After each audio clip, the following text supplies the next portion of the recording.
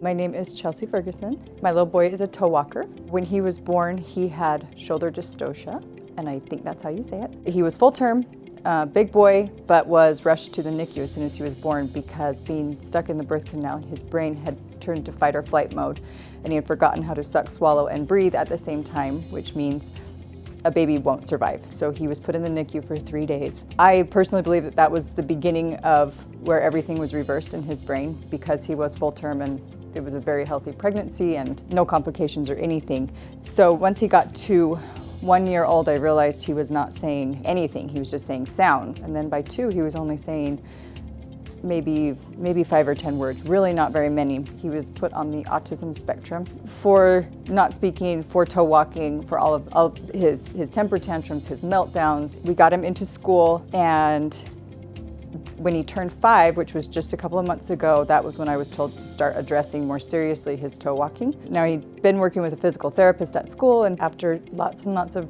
research, I realized that all other doctors wanted to do was just do surgery and release the tendon in the back of his leg. And I just didn't feel right about sending him in for surgery on that. So I came across Dr. Hatch's name, and I just really felt like that was who I was supposed to see. And we were in here a few weeks later. We did the testing, and Dr. Hatch explained to me his eye movement from the tests and the balance tests, and Knox has never been able to stand still because, come to find out, Dr. Hatch, after doing the test, Knox always feels like he's falling over. So he's dizzy. So he stands on his toes to make up for feeling like he's going to fall over all of the time.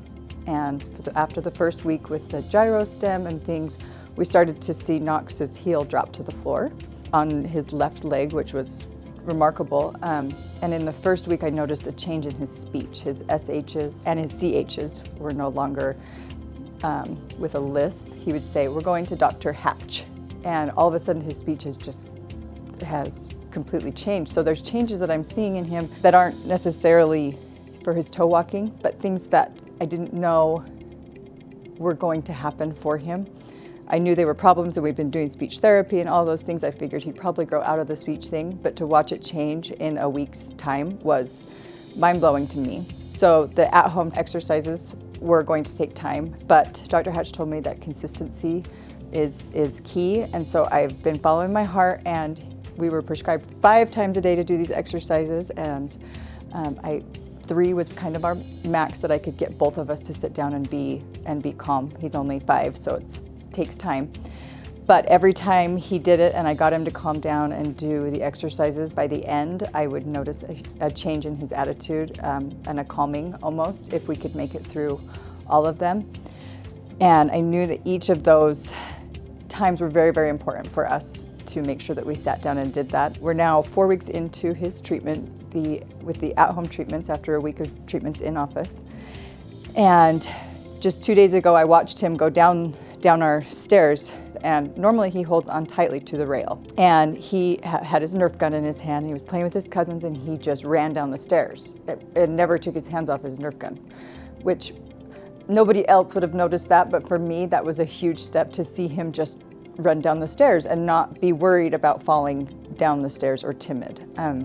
After finding Dr. Hatch and coming in here, what came to my heart really was that I am helping him, and Dr. Hatch is helping him with things that we don't even know he may have had problems with social things, with friends, or being self-conscious for walking on his toes, or not being able to play certain sports like his brother does because the coordination wasn't there.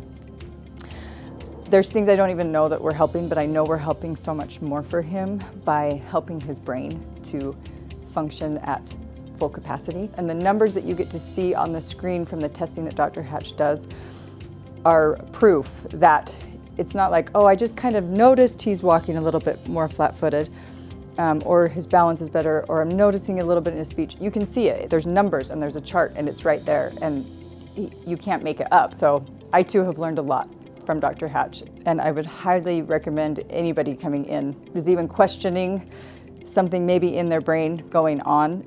come in and see Dr. Hatch and let him help you, because I know that he can help you.